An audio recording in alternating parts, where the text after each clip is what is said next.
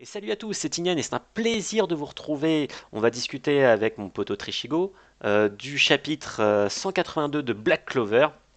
Comment vas-tu, Trishigo? Ça va très très bien. Parfait. Nous n'avons pas Yodix avec nous ce soir puisqu'il a des petits soucis de connexion, mais on va faire en sorte que tout se passe bien tous les deux. Ouais. Euh, Trishi, chapitre 182 de Black Clover, c'est toi le spécialiste. Dis-nous tout. Eh bien, je vais faire un petit résumé assez rapide Tout à du fait. chapitre en cours. Le chapitre débute déjà avec deux résurrections.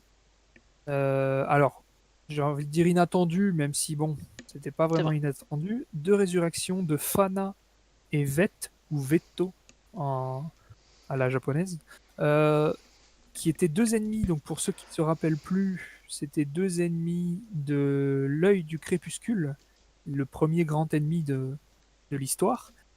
Euh, Vetto, c'était le fou dingue de désespoir qui avait failli tuer tout le monde dans la grotte dans la grotte. Je me rappelle plus de son nom. Oui, oui, mais avec l'autre qui fait des Avec ceux cristaux qui là. dansent, les frères qui dansent, voilà, Hmm. frères et sœurs qui dansent et qui chantent. Qui s'était Et fait Fana, qui c'est celle péter la qui. gorge et casser les jambes. Ouais, exactement. Quel beau Et programme! Fana qui était la détentrice de la magie élémentaire avec la salamandre. Oh, d'ailleurs, je suis désolé, mais péter la gorge, enfin casser la bouche et se faire péter les rotules, on a l'impression que c'est le nouveau nom de ma sextape. Allez, hop, c'est parti. Je suis Non, désolé. merci. Non, merci. Allez, excuse-moi. Du Donc, du coup, la coup, non, salamandre. bah, Non, mais du coup, la salamandre. Et donc, on remarque qu'ils ont été ressuscités. Et alors, ce qui est marrant, c'est qu'ils n'utilisent pas le mot ressuscité, mais plutôt cultivés, Oui, comme si c'était des graines ou quoi que ce soit. des Et donc, carottes. ils ont été récupérés, cultivés jusqu'à leurs 15 ans seulement, puisqu'ils n'ont pas eu assez de temps pour le faire correctement. Donc, du coup, ils sont adolescents. Et même s'ils sont toujours très très forts, on remarque qu'ils ont perdu un petit peu de leur pouvoir, et notamment Fana, qui a perdu sa salamandre. C'est Et vrai. si vous suivez et que vous êtes à jour dans Black Clover, vous savez pertinemment que la salamandre, elle a trouvé un nouveau maître, qui est Fuegoleon Vermilion, donc le capitaine du lion flamboyant, Tout à fait. qui a récupéré la salamandre, qui est devenue digne de son pouvoir. Donc ça c'est assez intéressant. Donc ça c'est au tout début du chapitre. Il y a Et Lolo qui après, remarque elle a des boobs plus gros. Oui, effectivement. Ça, c'est oui, après ça c'est un du détail du détail. chapitre qui était mis en avant. Voilà, un peu de C'est ça. fanservice ne fait pas de mal. Ensuite, les elfes se rassemblent, en tout cas les elfes de haut rang se rassemblent tous pour mettre en place et préparer leur plan de destruction de l'humanité. Et il manque une personne à ce plan, c'est Yuno, enfin en tout cas l'elfe dans le corps de Yuno, euh, qui, sans aucun doute quasiment, possède la dernière pierre qui manque, la pierre magique, la pierre gravide. Alors là, on n'est Euh, plus du tout dans, dans le résumé là. c'est, bah si, on y est, on y est. Et Là, on est presque dans nos théories là. c'est vrai, c'est vrai. Donc, ils utilisent cette stèle magique pour activer la porte du monde des morts, Tout à fait.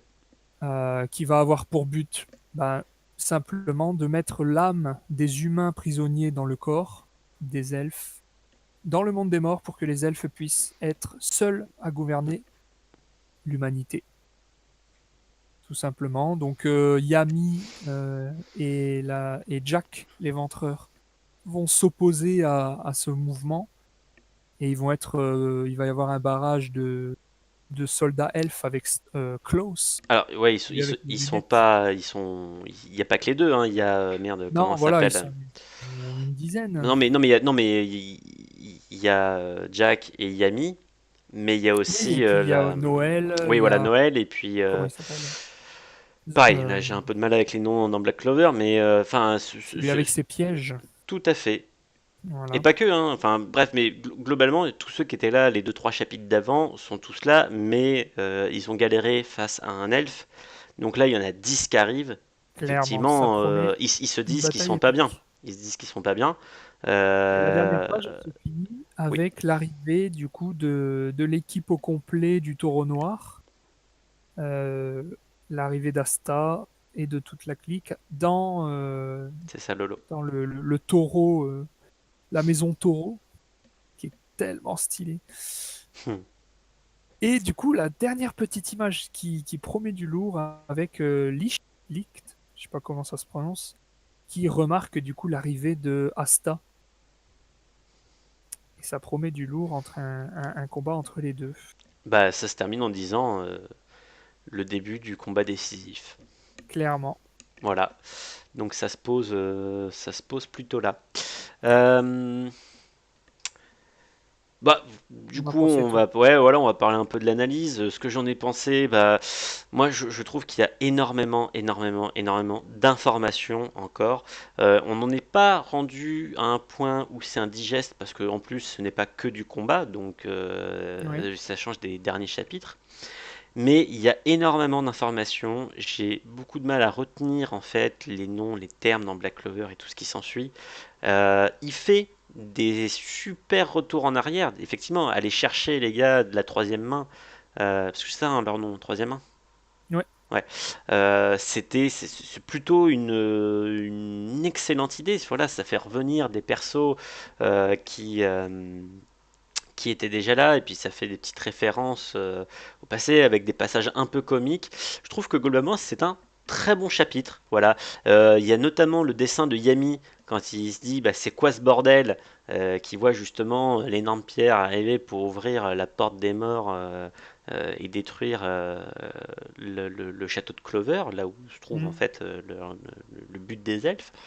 oui, bien sûr. La façon dont est dessiné Yami, il est exceptionnel. D'habitude, il a des traits assez fins et un peu sales, mal rasés, etc. Là, il a des gros traits, le visage marqué, etc.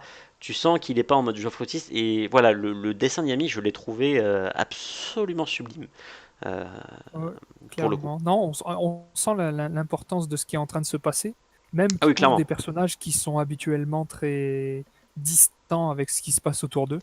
Bah, parce Là, on sent qu'il est concerné. ils sont distants parce qu'ils sont beaucoup trop forts pour les situations. Ils laissent Ouais, toujours les gars de enfin, ces gars des taureaux noirs aller s'en occuper. Et là, il se rend compte que pour l'une des rares fois où il vient participer vraiment, clairement et simplement, sans demander aux autres, mm, déjà au chapitre d'avant, il se demandait ce qu'il foutait. Et là, on sent la gravité et le désespoir dans son visage, et je trouve que voilà, c'était extrêmement bien dessiné. Après, ben voilà, le chapitre, enfin moi perso, j'ai pas grand chose de négatif à en dire. C'est pas le troisième œil leur nom? Oui, c'est peut-être troisième œil plutôt que troisième main. ouais, le troisième œil du crépuscule, ouais. Et l'autre, tout à l'heure, je t'ai dit troisième main et tu me dis oui. Non, non, Ah mais bah c'est bon. bravo! Ah, Trishigo, le spécialiste Black Clover, hein, ah bravo! Non mais voilà, enfin, globalement, j'ai trouvé ça vraiment très chouette. Non, Vraiment. franchement, c'est cool, ça avance bien. C'est ça. C'est, on Là, on a va. fini le blabla, donc on va passer au combat. Je pense qu'il va y avoir encore un chapitre de blabla. C'est-à-dire, chaque protagoniste va choisir son antagoniste. Donc, va y avoir, je pense, encore juste un chapitre de blabla. Et après, ça va être baston blabla, blabla baston. Et Mm. salut à toi, Ace. Des petits coucou à toi aussi. Enfin, je pense. Hein. Là, de toute façon, ils peuvent pas débarquer comme ça et puis directement sortir son épée à Sta et foutre sur la gueule, ou etc. Et l'un des enjeux, où effectivement on disait, c'est celui qui, le premier qui va récupérer Yuno, parce qu'on pense que la clé du truc c'est dans son collier. Et pour le coup, c'est qui des elfes et qui des taureaux noirs et du groupe voilà, des magiciens chevaliers qui sont là, va récupérer en premier Yuno. C'est ça. C'est la clé pour la suite de l'histoire. C'est lui qui, bon, bien évidemment, il était temps que ça tourne autour de lui. C'est lui qui va clairement devoir choisir son camp parce que On ne sait pas si l'auteur va décider de le laisser en tant que gentil ou s'il va souhaiter en faire un antagoniste. Sasuke.